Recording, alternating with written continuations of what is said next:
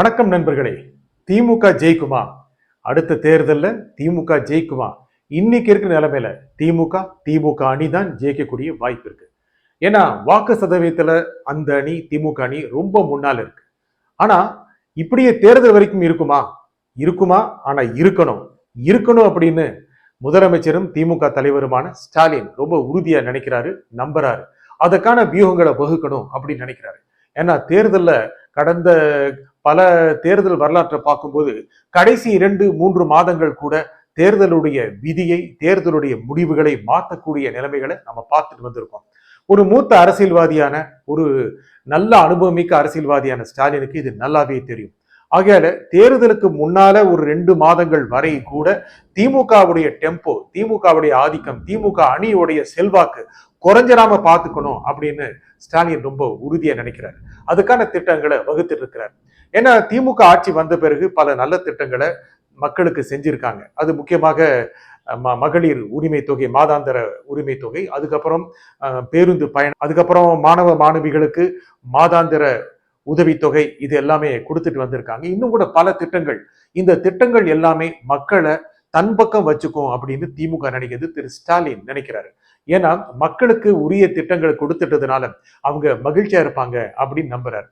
ஆனா தேர்தல் அரசியலை பொறுத்த வரைக்கும் ஒரு அரசாங்கம், ஒரு கட்சி சார்ந்த அரசாங்கம் கொடுக்கிற விஷயங்களை அப்படியே நினைவு வச்சுக்கிட்டு மக்கள் தேர்தலுக்கு போறதில்ல, வாக்குச்சாவடிக்கு போறதில்ல. அப்போ ஒரு 15, 20, 25 நாட்களுக்கு முன்னால என்ன விஷயங்கள் முன்னணியில் இருக்கோ அதை வச்சுக்கிட்டு தன்னுடைய வியூகங்களை, விருப்பங்களை மக்கள் மாத்திக்கிறாங்க. அது மாதிரி மக்கள் மாத்திக்கிட்டாங்கன்னா அது திமுகவுக்கு எதிராக போயிடக்கூடாது அப்படின்னு ஸ்டாலின் நினைக்கிறாரு. அதுக்காக முக்கியமாக கட்சியுடைய நிர்வாகிகளை ஊக்கப்படுத்த, நல்லா அவங்கள உற்சாகம் கொடுக்க, அவங்களுக்கு இன்னும் கூட நல்ல ஒருங்கிணைப்பான நிர்வாகிகளை மாற்றுறதுக்கு பல அறிவுரைகளை சொல்லியிருக்கிறாரு. அந்த மாதிரி தான் திமுக தலைமை செயல்பட்டு வருது. முக்கியமாக திமுகவுடைய நிர்வாகிகள் யாருமே இப்போதைக்கு அனுமதி இல்லாமல் வெளிநாடு போகக்கூடாது அப்படிங்கிற மாதிரியான ஒரு அறிவுரைகள் சொல்லப்பட்டதா தெரியுது. அது மட்டும் இல்லாம கட்சிக்குள்ள பல மாவட்டங்கள்ல கோஷ்டி பூசல் அதிகமாக இருக்கு. அந்த கோஷ்டி பூசலை சரி பண்ணணும், சரி பண்றத மாவட்ட செயலாளர்கள், பொறுப்பாளர்கள் பார்க்கணும் அப்படின்னு திமுக அறிவுறுத்தல் கொடுத்திருக்கு, திமுகவோட தலைமை கொடுத்திருக்கு. ஆனா எந்த கட்சியா இருந்தாலும் கோஷ்டி பூசல் இருக்கும். சின்னதா வர கட்சியில கூட 2 கோஷ்டி 3 கோஷ்டி ஆயிடுறாங்க. ரொம்ப ரொம்ப ஒரு பழமை வாய்ந்த, ரொம்ப ஒரு மூத்த கட்சியான திமுகல அந்த மாதிரி இருக்க வாய்ப்புகள் இருக்கு. அது இல்லாம பார்த்துக்கணும் அப்படின்னு ஸ்டாலின் நினைக்கிறாரு. கூட்டணி ரொம்ப பலமா இருக்கு. திமுகவோட கூட்டணி ரொம்ப பலமா இருக்கு. காங்கிரஸ் இருக்கு, இடதுசாரிகள் இருக்காங்க, விடுதலை சிறுத்தைகள், முஸ்லிம் கட்சிகள் எல்லாமே இருக்கிறதுனால இந்த தேர்தலையும் கடந்த 7 ஆண்டுகளாக வர்ற மாதிரியே ரொம்ப அழகா கடந்துட முடியும், வெற்றி அடைஞ்சிட முடியும் அப்படின்னு திமுக நினைச்சிட்டு இருக்கு. ஏன்னா கூட்டணி கட்சியோட வாக்கள் ரொம்ப முக்கியமானது. ஆனா திமுக காரணமாகத்தான் கூட்டணி கட்சிகளுக்கு ஒரு வாய்ப்பு கிடைச்சது அப்படின்னு நிறைய விமர்சகர்கள் சொல்றாங்க, திமுக எதிர்ப்பா இருக்கிறவங்க. ஆனா கூட்டணி கட்சிகளை மட்டுமே நம்பிக்கொண்டு திமுக போக முடியாது அப்படின்னு திமுக நினைக்குது. கொண்டு வரப்பட்ட நல்ல திட்டங்களை மக்களிடம் கொண்டு சேர்ப்பதற்கு திமுகவுடைய அடிமட்ட நிர்வாகிகள் பாடுபடணும். இன்னும் கூட இந்த திட்டங்கள் செயல்பாட்டில் இருக்கு அப்படின்னு மக்களுக்கு போய் சேரல அப்படின்னு திமுக தலைமை நினைக்குது. அதாவது பயனாளிகள் இருப்பாங்க, பயனாளிகளுக்கு அந்த திட்டங்கள் சார்ந்த ஒரு திருப்தி இருக்கும். ஆனா பயனாளிகள் இல்லாதவங்களும் இது போன்ற பயன்கள் தங்களுக்கும் கிடைக்கும் அப்படிங்கிற நம்பிக்கையை கொடுப்பதுதான் தேர்தல் அரசியலுடைய வியூகம். அதை உருவாக்குவதற்கும், அதை கட்டமைக்கிறதுக்கும் கீழ்மட்ட நிர்வாகிகள் இன்னும் வேகமாக செயல்படணும் அப்படின்னு திமுக நினைக்கிறது. கூட்டணி கட்சிகள் எடுத்துக்கிட்டா இவங்க எல்லாருமே அப்படியே அடுத்த தேர்தல் வரைக்கும் இருப்பாங்களான்னா இருக்கணும். ஆனா கடைசி நிமிஷத்துல யார் வேணாலும் அப்படியே கட் பண்ணிட்டு போக வாய்ப்பு இருக்கு இல்லையா? முக்கியமாக தேர்தல் தமிழக 2026 சட்டப்பேரவை தேர்தலுடைய நிலைமைகளை பார்க்கும்போது கரூருக்கு முன்பு, கரூருக்கு பின்பு அப்படின்னு பார்க்க வேண்டியது இருக்கு.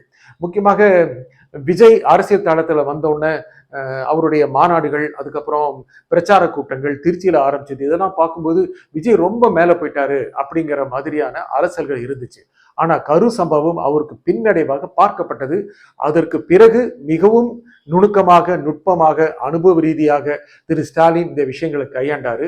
எப்படி தாவேக்காவுக்கு எதிராக நடவடிக்கை எடுக்கணும், தாவேக்காவுக்கு எதிராக நடவடிக்கை எடுக்கக்கூடாது, 2 வியூகங்களையுமே ஸ்டாலின் ரொம்ப அழகா செயல்படுத்தினாரு. வீணாக தாவேக்காவுக்கு பெரிய அளவுக்கான பெயர் வந்துடக்கூடாது, விஜய்க்கு இந்த நிகழ்வு மூலமாக பெரிய அளவுக்கான பெயரும் செல்வாக்கும் வந்துடக்கூடாது அப்படின்னு ஸ்டாலின் ரொம்ப கவனமா இருந்தார். ஆனா அவங்க கட்சியோட நிர்வாகிகள், திமுக ஆதரவாளர்கள், பல்வேறு ஊடகங்கள்ல பேசுறவங்க எல்லாமே, அது கருத்து போடுறவங்க தொடர்ந்து விஜய்க்கு எதிராக கடுமையான கருத்துக்களை முன் வச்சதுனால என்ன ஆச்சு அப்படின்னா, ஒரு வகையில விஜயை கொஞ்சம் கன்சிடர் பண்ணும், விஜயோடைய இருப்பை, விஜயோட அரசியலை தன் பக்கம் வச்சுக்கணும், தன் சார்பா வச்சுக்கணும் அப்படின்னு மக்கள் நினைக்க ஆரம்பிச்சிட்டாங்க. கரூர் சம்பவத்திற்கு பிறகு எடுக்கப்பட்ட கருத்து கணிப்புகள்ல கூட விஜய் ரொம்ப முன்னால் இருக்கிறாரு அப்படிதான் கருத்து கணிப்புகள் காண்பிக்குது. அது திமுக நல்லா தெரியும், திரு ஸ்டாலினுக்கு நல்லா தெரியும். இந்த மாதிரி சூழ்நிலையில எப்படி செஞ்சா இருக்கிற கூட்டணி வச்சுக்கிட்டு வெற்றி நோக்கி போறது அப்படின்னு ஸ்டாலின் ரொம்ப முக்கியமான வியூகம் வகுக்கிறாரு. காங்கிரஸ் போயிருமோ அப்படிங்கிற பேச்சு இருக்கு. தாவேகாவோட விஜய் கட்சியோட காங்கிரஸ் போயிருமோ? ஏன்னா ராகுல் பேசினாரு, கரூர் சம்பவத்துக்கு பிறகு உடனடியாக ராகுல் பேசினார். காங்கிரஸ்ல நிறைய பேரு ஆட்சியில பங்கு வேணும், திமுகவோட போட்டி போட்டால நிறைய இடங்கள் வேணும், நிறைய எண்ணிக்கை அதிகமானும், கடந்த முறை இருக்கிற மாதிரி கூடாது அப்படின்னு சொல்லிட்டு தாவேகா பக்கம் போயிருவாங்களோ அப்படிங்கிற எண்ணம் அரசியல் வட்டாரத்தில் நிலவுது. திமுக நல்லாவே தெரியும், திரு ஸ்டாலினுக்கு நல்லாவே தெரியும். ஏனென்றால் எந்த அரசியல் கட்சியும் ஒவ்வொரு தேர்தலிலும் அதிகாரம் பெறுவதற்கு விரும்புகிறது. திமுகவுடைய நாடாளுமன்ற உறுப்பினர்கள் நாடாளுமன்றத்தில் காங்கிரசுக்கு தேவை இருந்தாலும் கூட இந்த தேர்தலில் கணிசமான தொகுதிகளை காங்கிரஸ் பெற்று ஆட்சியில் பங்கு வகிச்சு 2-3 அமைச்சர்களும் கிடைச்சாங்க அப்படின்னா அது திமுகவோட இருக்கலாம் அல்லது தாவேகாவோட இருக்கலாம். அது காங்கிரசுக்கு மிகப்பெரிய ஒரு திருப்பு முனை அமையும். இந்த எண்ணமும் காங்கிரஸுக்கு இருக்கிறதுனால அந்த வகையில காங்கிரஸ் முடிவெடுத்து தாவேகா பக்கம் போயிருமோ அப்படின்னு திரு ஸ்டாலின் நினைக்கிறார். அதே மாதிரி விடுதலை சிறுத்தைகள் கட்சி தலைவர் தொல் திருமாவளவன் என்னதான் விஜயை பற்றி கடுமையான விமர்சனங்களை வைத்தாலும் கடைசி நிமிடத்தில் அதிக இடங்களையும் ஆட்சியில் பங்கு என்ற நிலைமையும் பார்த்து அவரும் மாறிடுவாரோ அப்படிங்கிற எண்ணமும் இருக்கு. ஆக இவர்களை கைக்குள் வைத்துக் கொள்ள வேணும் அப்படின்னா கடந்த முறை கொடுத்ததை விட அதிக தொகுதிகள் கொடுக்க வேண்டியது இருக்கும் அப்படின்னு திரு ஸ்டாலினுக்கு தெரியும். அவர்களும் மிகப்பெரிய அளவுக்கான எதிர்பார்ப்புகளை வைத்து இருந்தாலும் கட்சியுடைய கூட்டணியுடைய நிர்பந்தங்கள் காரணமாக ஓரளவு அதிக தொகுதிகள் கொடுத்தாவே கூட இருந்துருவாங்க அப்படின்னு ஸ்டாலின் நினைக்கிறார். 6 வாங்கினவங்களுக்கு 8, 25 வாங்கினவங்களுக்கு 30 இப்படி கொடுத்துட்டு திருப்திகரமா வச்சுக்கலாம் அப்படின்னு ஸ்டாலின் நினைக்கிறார். ஆனா அதே சமயம் நல்லா கவனிக்கிறோம், அதே சமயம் திமுக போட்டியிடக்கூடிய தொகுதிகளையும் குறைச்சிக்க வேண்டிய நிலைமை வரும். ஆனாலும் வெற்றி வந்தால் போதும், திமுக பெரும்பான்மை பெற்றால் போதும், சிறுபான்மை அரசாக ஆயிடக்கூடாது அப்படின்னு ஸ்டாலின் முக்கியமா நினைக்கிறாரு. திமுகவுடைய தலைமை ரொம்ப கவனமா இருக்கு. ஆனா அதுக்காக அதிக தொகுதிகளை போட்டியிட்டாங்க.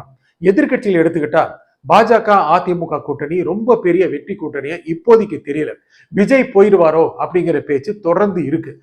பாஜகவை கட் பண்ணிட்டு விஜய் அண்ணா திமுக கூட்டணி வந்தாலே மிகப்பெரிய வெற்றி ஏற்பட்டு விடும் அப்படின்னு கருத்து கணிப்புகள் காண்பிக்குது. அதையும் திரு ஸ்டாலின் உன்னிப்பா கவனிச்சிட்டு இருக்கிறாரு. ஏன்னா இந்த கணக்குகள் எல்லாமே அவர் தப்பா ஆக்கிக்க விரும்பல. ஆகல விஜய் தனியா போனா நல்லா இருக்கும் அப்படின்னு திமுக தலைமை நினைக்குது. ஏன்னா பாஜக அதிமுக கூட்டணி ஒரு பக்கம், விஜய் கூட்டணி ஒரு பக்கம், நாம் தமிழர் ஒரு பக்கம் இருந்தா எளிதாக திமுக வென்று விடலாம். அந்த மாதிரி சூழ்நிலையில எப்படி அதற்கான அரசியலை உருவாக்குறது அப்படிங்கறத பத்தி ரொம்ப ஆழமா நினைக்கிறார். ஆனா விஜய் தனியா போய் திமுகவை ஜெயிக்க முடியும் அப்படின்னு நினைக்கிறாரு. இப்போவே கிட்டத்தட்ட 20, 23, 24% வாக்கு சதவீதம் இருக்கிறதா நம்பப்படுகின்ற தாவேகா தேர்தல் சமயத்தில் இன்னும் 10% அதிகமா வந்துச்சு அப்படின்னா 34 வரக்கூடிய வாய்ப்பு இருக்கு. அது திமுக அதிமுக கூட்டணியை பெருமளவுக்கு பாதிக்கும், அவருடைய வெற்றியை பாதிக்கும். திமுக அதிமுக போன்ற பெரிய கட்சிகள் பெரும்பான்மை பெறுவதை தடுக்கும். இது எல்லாமே ஸ்டாலினுக்கு தெரியும். ஆகையால கரூருக்கு பிறகு இனி ரொம்ப சாதாரணமா இருந்திடக்கூடாது, வேகம் எடுத்து திமுக போக வேண்டும். விஜய் எப்படி கட்சி கூட்டணி அமைச்சாலும் சரி, திமுக தன்னுடைய இருப்பை, தன்னுடைய வளத்தை, தன்னுடைய ஆற்றலை காமிச்சணும் அப்படின்னு ரொம்ப அழகா இப்பவே கணக்குகளை ஆரம்பிச்சிருச்சு. ரொம்ப ஒரு 6-7 மாதங்கள் முன்னாலேயே தேர்தல் பணிகளை திமுக ஆரம்பிச்சிருச்சு. ஆனா தேர்தல் நெருங்க நெருங்க தானே புது புது அம்சங்கள் நடக்குது. ஆக இந்த கணக்குகளை வைத்துக்கொண்டு இனி திட்டங்களை கொண்டு போய் சேர்க்க வேண்டும், புதிய திட்டங்களை அறிவிக்க வேண்டும், ஏற்கனவே கொடுத்த வாக்குறுதிகளில் சிலவற்றை நிறைவேற்ற வேண்டும், அதை வைத்துக்கொண்டு தேர்தலை சந்திக்க வேண்டும், கூட்டணிகளை மகிழ்ச்சியுடன் வைத்துக் கொள்ள வேண்டும், யாருக்கும் எந்த இடையூறும் வராமல் பார்த்துக் கொள்ள வேண்டும், மழைக்காலத்தை எந்த பிரச்சனையும் இல்லாமல் கடக்க வேண்டும், மின்சார தட்டுப்பாடு ஏற்படாமல் பார்த்துக் கொள்ள வேண்டும், எங்கும் தண்ணீர் தட்டுப்பாடு வந்துவிடக்கூடாது, வெள்ளம் ஏற்பட்டு விடக்கூடாது, எங்குமே பொதுமக்களுக்கு தேவையான அம்சங்கள் இல்லாம ஆகிவிடக்கூடாது. இதெல்லாம் இருந்தாலும் கட்சியை அழகா பிராண்டா கொண்டு போய் சேர்க்கறதுக்கான வழிமுறைகளை வகுக்கணும். இப்படி போயிட்டு இருக்கிறதுனால எப்படியும் அந்த 200 சீட்டுங்கிற இலக்க கொஞ்சம் இப்போ திமுக மறந்து இருந்தாலும் கடந்த முறை வாங்கின 150+ திமுக கூட்டணி அதை அடைந்து விட்டால் போதும். திமுக கடந்த முறை வாங்கின 120+ அதையும் அடைந்து விட்டால் போதும் அப்படிங்கிற பாதையில போயிட்டு இருக்கு.